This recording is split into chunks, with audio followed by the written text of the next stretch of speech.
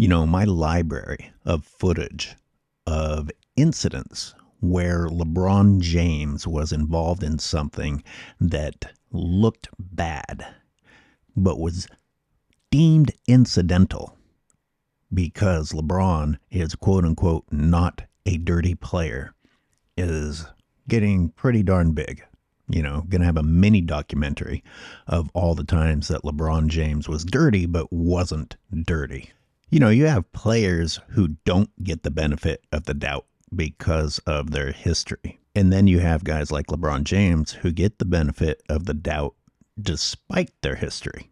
You don't get to keep calling someone not a dirty player after X number of cases of him doing something that looks pretty bad. There's got to be a cap on it. I understand there's always an excuse. In LeBron's case, there's always an excuse. Excuse number one is that it's incidental. Well, that doesn't get other people off the hook. You do something that looks like that, you get a technical, maybe even you get an ejection. I have it paused here because that is the face of intent. That is someone who is frustrated and has decided, hey, I'm LeBron James. You're not allowed to do this to me. Which brings us to excuse number two. Hey, he was frustrated because of what the other guy was doing. Is it frustrating that he has hold of LeBron's arm? I'm sure it is. The question is, would anyone else be allowed to strike the other player in the head due to being frustrated? Does anyone think Jaren Jackson Jr. might be frustrated that LeBron James used his body as a landing pad? That his torso actually lands on the other player's shoulder?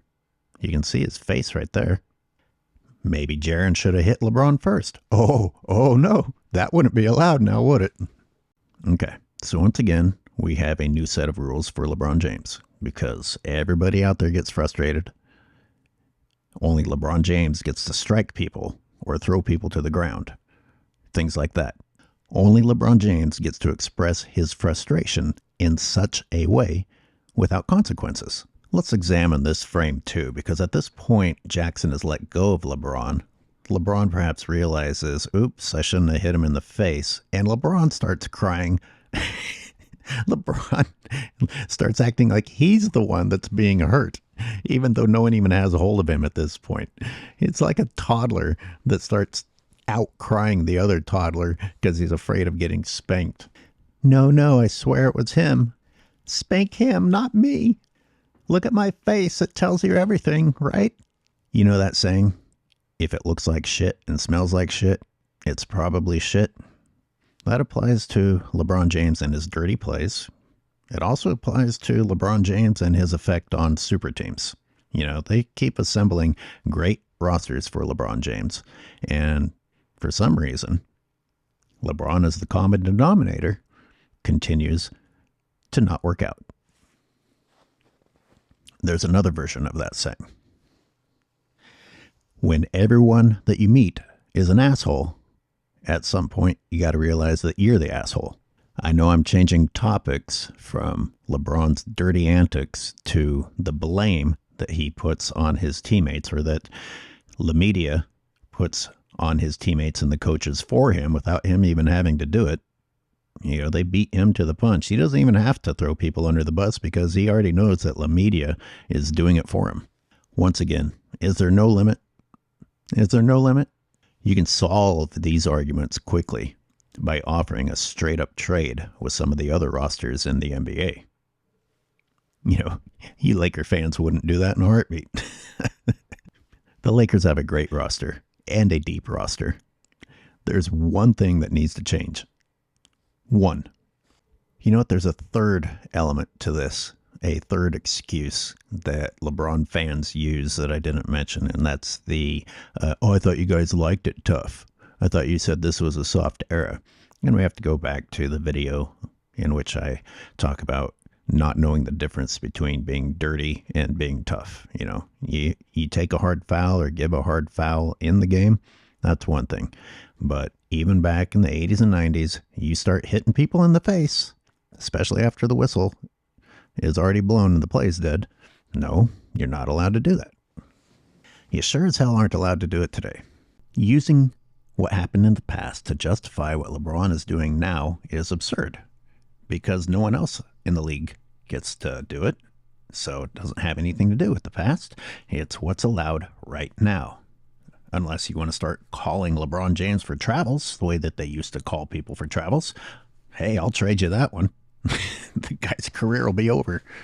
You can make all the arguments that you want about this, but if that was Draymond Green's forearm striking someone in the jaw, he's gone. Period.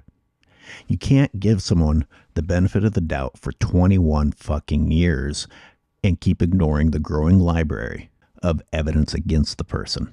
Well, you can. Obviously, you can. They are. Speaking of frustrating, I can't believe somebody walks right in front of the camera right at the moment of impact from every single camera angle. Now I'm frustrated as an editor. One more thing, we got to circle back to Doc Shitbag Rivers. Now listen to what he says. He actually makes fun of Jackson. He says, Jackson is Lazarus, or because he's back playing already, Mike, so clearly it wasn't a hard hit. He must be Lazarus, risen from the dead, because all of a sudden he's okay. LeBron James has died 89 times on camera in the last 2 years. I mean, he's just died. Someone has shot him and he's fallen to the floor, and we've witnessed his final moments of life. And then he's gotten back up. I have not heard Doc Rivers or anyone else once come close to mocking him the way that Doc Rivers just mocked Jackson Jr. right now. Unfortunately, we're not even done with Doc Rivers yet. Then he says, when you get hit in the throat, well, don't grab my arm. That's what I would say. If you don't want hit in the face, don't grab my arm. Okay, well, what message did Doc Rivers just send to everyone at home or the kids that go out and play? Because, hey, you don't want your arm grabbed, sure, but that happens a lot, and LeBron James is sure as hell guilty of it. So now you're saying, now start hitting people in the face if they grab your arm. Man, Doc Rivers has picked up right where Mark Jackson left off, being a fake tough guy. The double standards, the willingness to suspend reality. It's just limitless when it comes to LeBron James.